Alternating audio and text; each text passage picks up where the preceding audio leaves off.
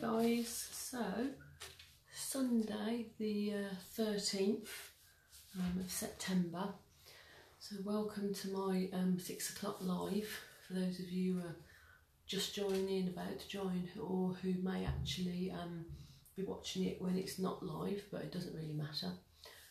What matters is that you hopefully gain something from it. So this week my sort of theme, my focus is about the ability to adapt to change. I think it takes all sorts of things to adapt to change, and courage is connected, because sometimes it can be difficult for people to really push through, to dig deep, to do what it really needs and requires to be able to adapt.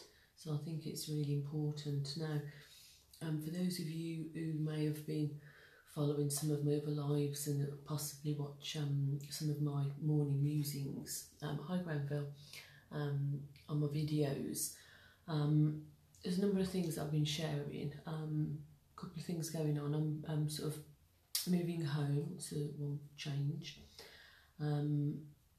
Also, the work that I do with some of the courses that I deliver, I've been delivering some of those courses for an adult college for quite a number of years, and really, I mean, they've been trying to move to more online work, IT based stuff for quite a while, but with the whole pandemic and them trying to create safer ways of delivering, they've basically asked if we'll get rid of a lot of our paper-based stuff where we can. We can still keep some master copies, but in fairness, what they're saying is, really, we want a lot of your stuff, if it's not already, to go on drives, basically electronically. And I've delivered many courses over the years, so I've got a lot of folders, a lot of courses, a lot of paperwork. So yeah, I find the whole concept of that, to be fair, I find that a little bit overwhelming. And then also there's other new things as well in terms of adapting to change, like with a couple of the face-to-face ones that haven't really delivered yet. We've only done a couple in the September-October time, but a lot of the ways of doing stuff is very different, all in service and support of creating a more safer environment. In fact, if anything, the whole piece about enabling people's safety, I mean, I'll take my hat off. They've put a lot of effort into that. But all those things still are quite a lot of changes that are going on for me, sort of personally. And on and off over the last at least month or so, I've experienced a little bit of overwhelm at times, some anxiety around some of this and what may happen and so on, and I was reading a couple of articles actually around this, and one I came across was about courage, but how it can actually overcome fear, and it particularly talked about linking to emotions.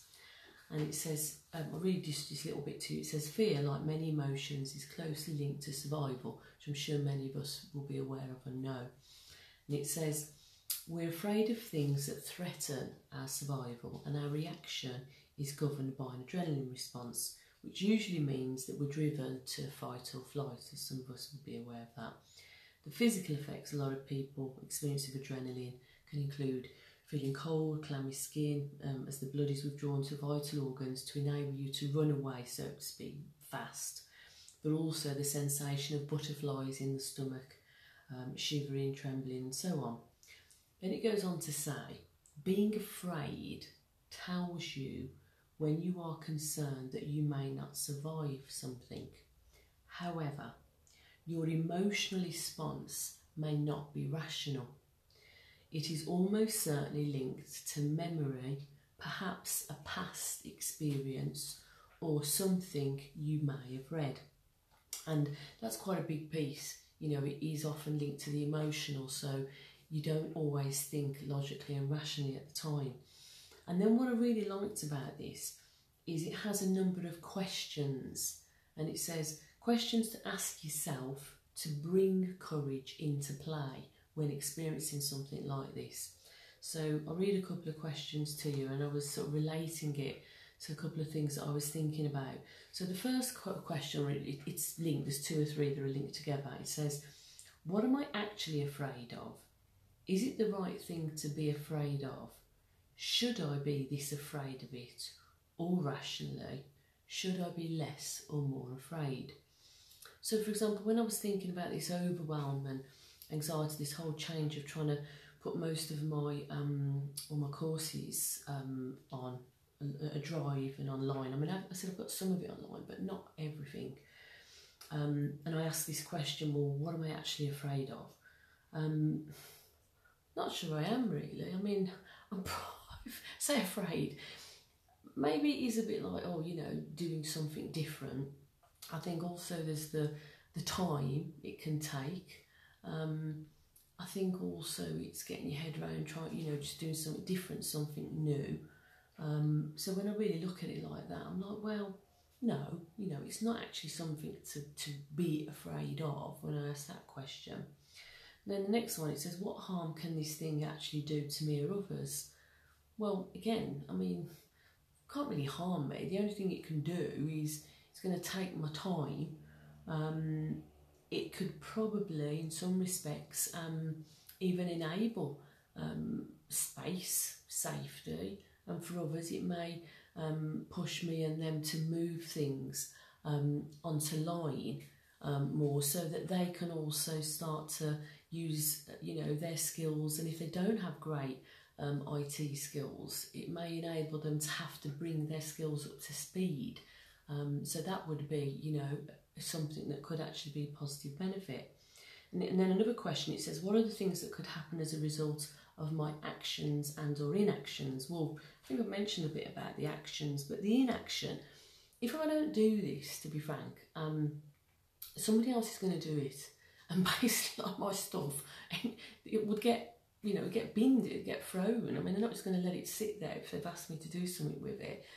And also, if I was to not really do that, or to do it kicking and screaming, then they may also sort of question my ability to actually to be adaptable and flexible. And that might mean somebody might question, well, you know, am I the right person to continue to do, you know, that sort of work for them moving forward anyway? So, you know, the inaction would I think bring more harm than good, to be frank, on many levels. Another question it asks, what is the worst that could happen as a result? That was the question before, what are the things that could happen, then it's the worst, which I've more or less already answered. Then another question, what are the risks to me and to others? Well, the risks to me really is that, as I said, it's time consuming. And when I've got other changes going on and there's other stuff I've got to actually, to be fair, give time for as well, I think the risk is more that it's going to just push me, you know, I'm going to feel drained or tired. But at the end of the day, you know, I've just got to manage that and think about how I'm going to look at managing the time of other things that I'm doing anyway. The risk to others, I mean, I did think, you know, for some people who are not very IT based, that might create a little bit of fear in them for having to perhaps use that technology a bit more. But then the reality is that, you know, we will offer some paper-based stuff anyway. Do you know what I mean? So it's not going to be absolutely, you know, down to sort of nothing. And it says at the end of this article, courage gives us the strength to evaluate an emotional response, i.e. anxiety, fear, overwhelm, and act rationally and rightly. And actually, it was interesting because what I found was when I read these questions to myself, and I could do that about many other things, it does actually take the emotional response out, and it does start to make you think about it, you know, more logically and rationally. So I did find that really helpful actually, to ask that number of questions to myself. Now, I've also reflected on this as well and the idea of adapting to change. And what I was also making notes of myself was, I thought, well, yes, it can create anxiety and overwhelm and fear. But at the same time, what I know is that change can be energising.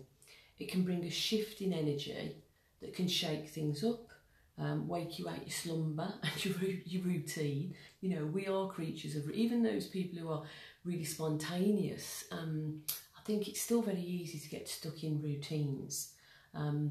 And by actually doing something new and having to, you know, look at these changes, you have to get used to new ways of doing things.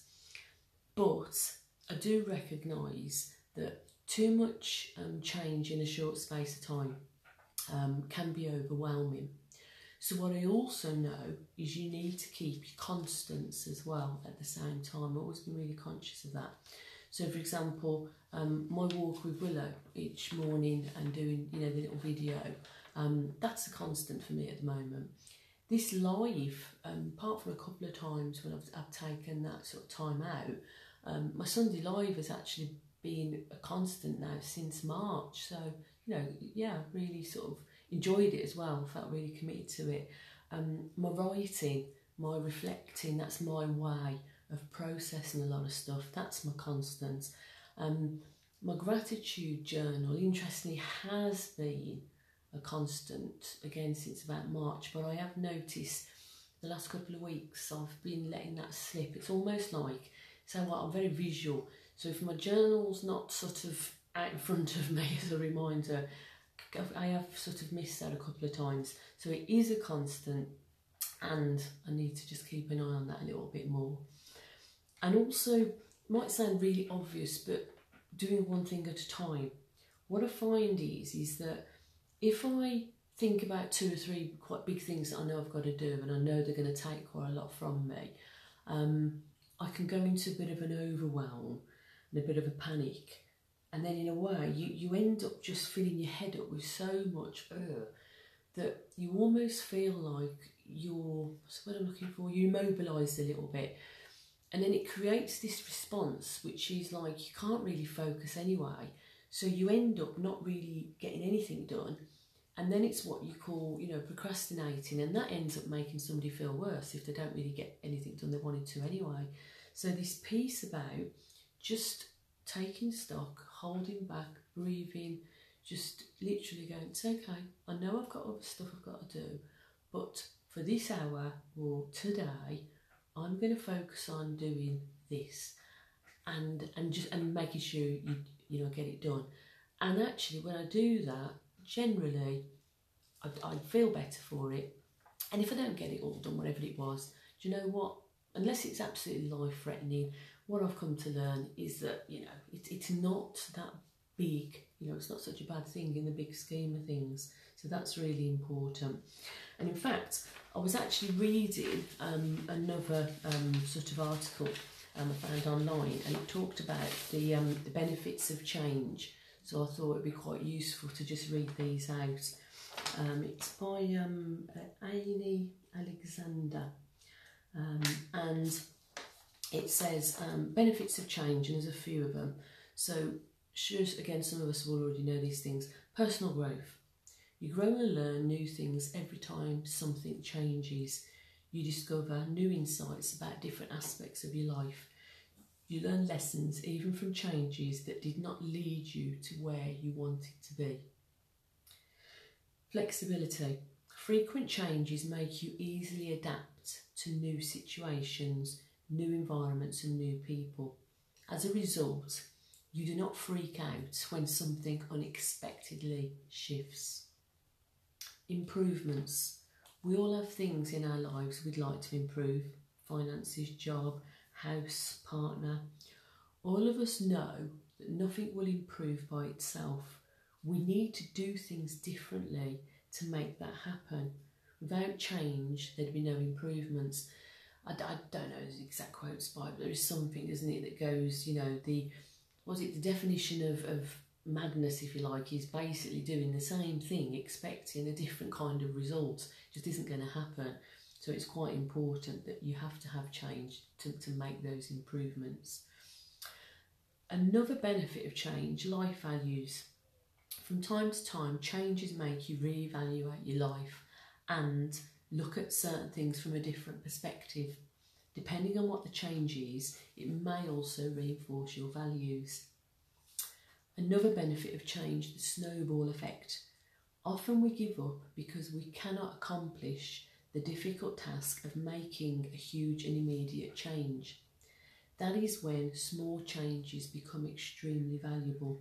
One shift at a time, small changes will eventually lead you to the desired big one. Strength. Not all changes lead you to pleasant periods of life. Unfortunately, we do not live in a fairy tale, and sad things happen too. Overcoming the tough period can make you stronger. Another benefit of change, progress. Progress changes a trigger and it actually brings about progress. Things move forward and develop because of them. Opportunities. One never knows what each change may bring.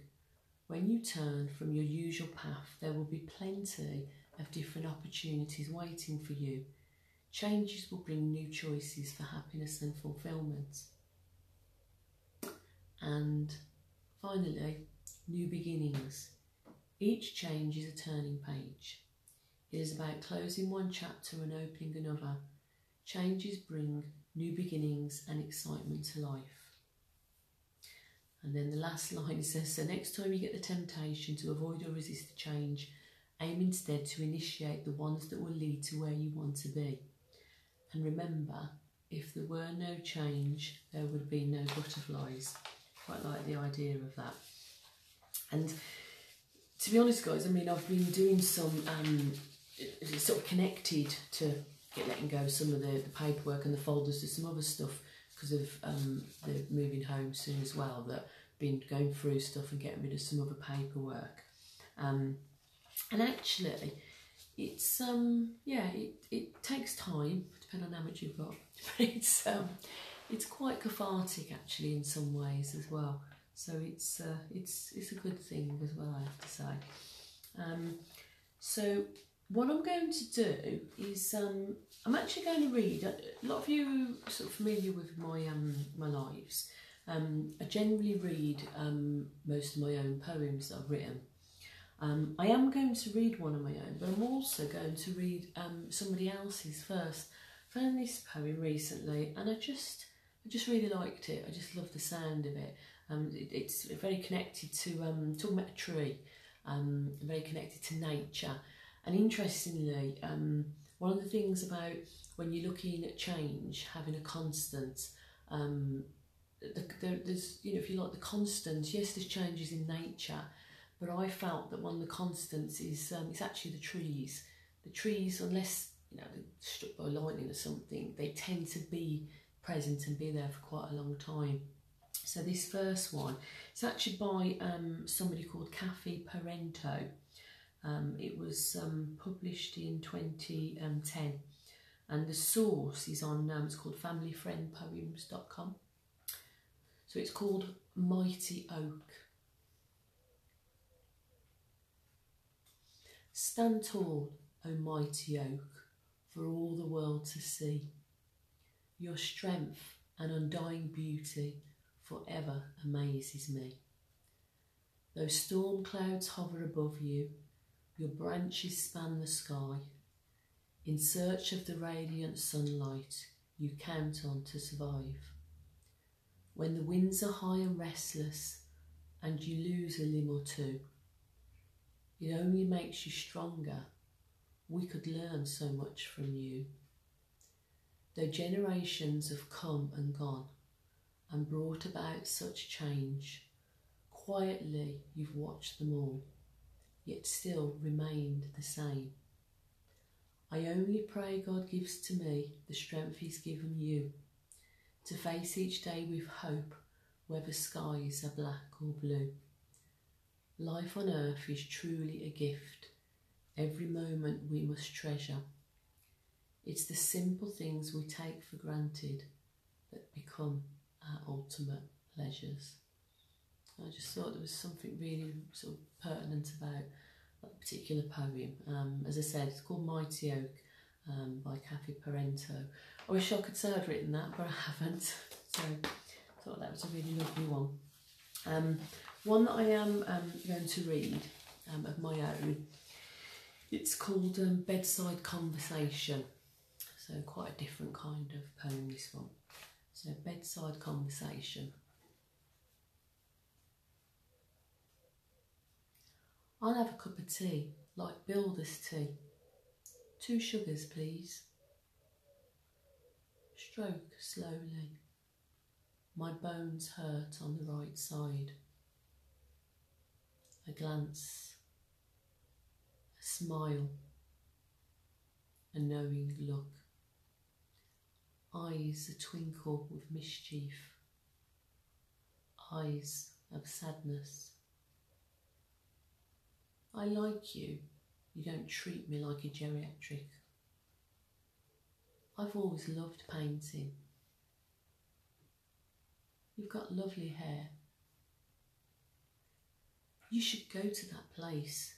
The architecture is beautiful. Give me plenty of sauce. Red for chips and brown for the sausages. Most of the sausages are rubbish. I love the ones from my local butcher's. Help me put my slippers on. Lift me up. Move the curtain back so I can see my friend. Sometimes I dream and it feels real. I drift in and out of consciousness. What's real and what's not? I think I'll die first. My brothers and sisters have said once one of us goes, we'll all start to go one by one. He was abandoned at birth, you know. I know you from somewhere. I'm only here for a week. I don't know how long I will be here. I'm in denial, you know. She's a rambler. She loves walking. Show me how you use this mobile phone, will you? Smile. Touch. Stillness. Quiet. Drawing the flower that looks like a fairy. Put the handkerchief at the top of my nightie. You can never have enough sauce. And that was Bedside Conversations. So, time's sort of moving on for my my song. Now, most of you know probably by now that I have a real love and passion for learning, always have done. And when I came up with this song that I've always loved for such a long time, I don't just do the song, do I? No, Mandy has to find out a bit more about it and the meaning behind it and so forth. So just a couple of things to sort of share with you. First of all, about the song itself. It's called Willow, and it was actually wrote in West Palm Beach. It was by Joan Armatrading, and at that point she said she was somewhere in her life, both literally and metaphorically. So she said geographically and emotionally she didn't particularly want to be. And she was in a hotel room one afternoon, and outside a window she just spotted and saw this willow tree. And at the time she said it seemed to be the one constant thing in her life, the willow tree, which I really loved actually. You know, I was talking earlier about constant, and then I read that poem on the oak tree. So it just connected even on that level as well. And then she said, so it's sort of a love song for the tree, which I just thought was really beautiful actually. And then I went on, as I do, to find out a bit more. I mean, I've always loved willow trees. I remember there used to be loads by where I used to live when I was younger, growing up by Wheeler Castle. There was lots by the duck pond as well. And a couple of little facts for you on the willow tree. It says, because of the drooping branches, the tree looks as if it's weeping, hence the name weeping willow. It is in fact a hybrid of two different species, namely Peking willow, native to China, and white willow, native to Europe. And then, I found this fascinating, it goes on to talk about its uses, and it says the weeping willow trees are mainly valued for ornamental purposes. However, they have a number of medicinal and commercial uses as well. The bark of the tree is important for its medicinal and tanning properties. The bark has a compound called salicylic acid, which is used to make aspirin. It's also used to make medicines that act as anti-inflammatory agents. They have properties that can treat articular bleeding, heartburn, and stomach ailments. The economic importance of the trees stem from the fact that their wood is used to make products like cricket bats, flutes, furniture, boxes, broom handles, whistles, and fish traps. Due to its water-absorbing property, the tree is often planted in areas where unwanted pools of water accumulate. And then, I love that, and then it goes on to talk about myths around the weeping willow. I won't read all of these, but the first one I'm going to read because I just thought it's really lovely. It says, the great height and the long drooping branches that bear the thin shimmering leaves have led the weeping willow being surrounded by various myths and legends. According to a popular myth, the tree once stood erect and strong. However, the death of a pair of lovers so touched the heart of these trees that their branches drooped in misery and could never rise again. I just found, I mean, some people might find that really depressing, but I just thought, you know, I know it's a myth, but I just love the idea of that. I just thought that was really beautiful. So, yeah, so I know it's the song, but obviously all my love of learning around the tree itself and the name of it means that I've actually found out lots of things that I didn't know before, which, you know, I just love. Yeah, I'll be learning to the day I die, to be frank. So I'm gonna just give us a second. I'm going to do the song for you.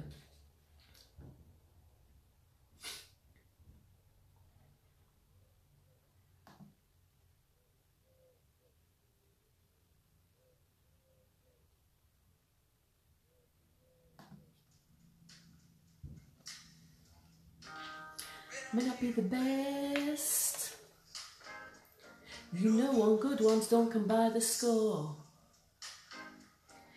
If you've got something missing, I'll help you look, you can be sure. And if it's money you want, or trouble halved, whatever you want me to, all you gotta do is ask.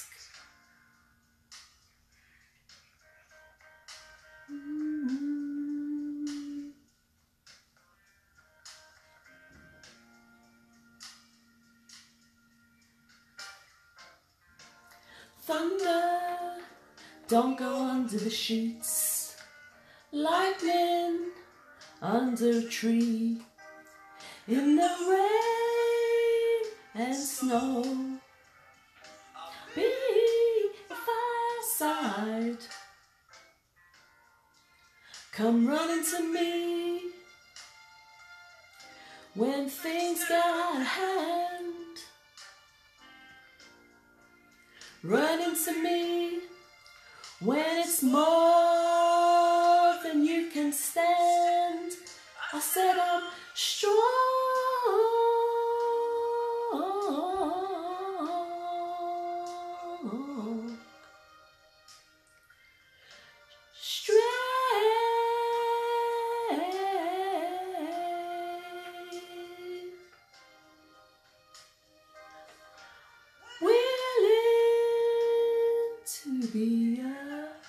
shelter in a storm. Your willow, willow, when the sun is out.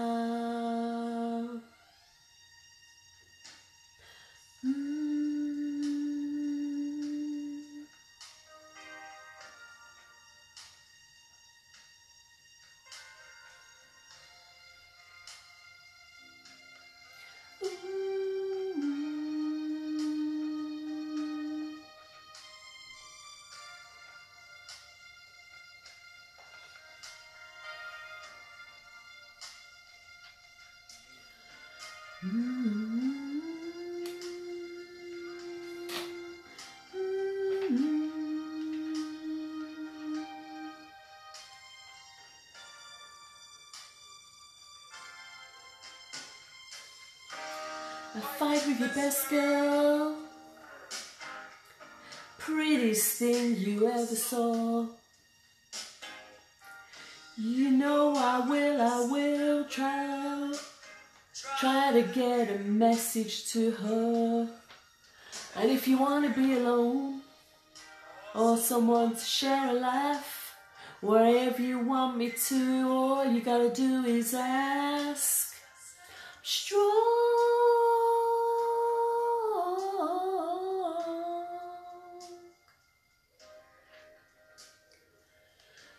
Straight.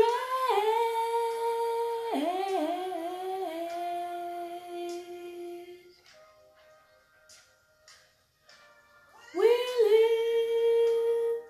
to be a shelter in a storm. Your willow, willow, when the sun is out.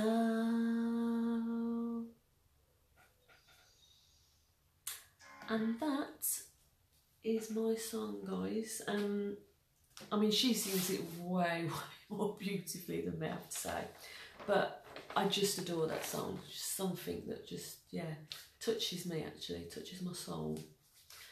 So thank you. Thank you for listening to my my thoughts, my musings, my words. Hope that something has been of yeah, inspiration or help or sort of amusement in some way. You know, it could be some of my words around adapting to change, could be potentially, you know, a couple of the poems, both my own and the one on the oak tree, or it may have been the song that you particularly liked. But whatever it is, guys, just make sure that you stay true to you, look after yourselves, keep your hand on here and what you know to be right and true for you, and stay on your north path, so to speak. And I hopefully will keep having the opportunity to share and connect with you guys. And please feel free to put any of your thoughts, your reflections and your comments on here for me as well. So guys, have the rest of a great Sunday evening, because there's lots and lots of minutes and hours left in that time still.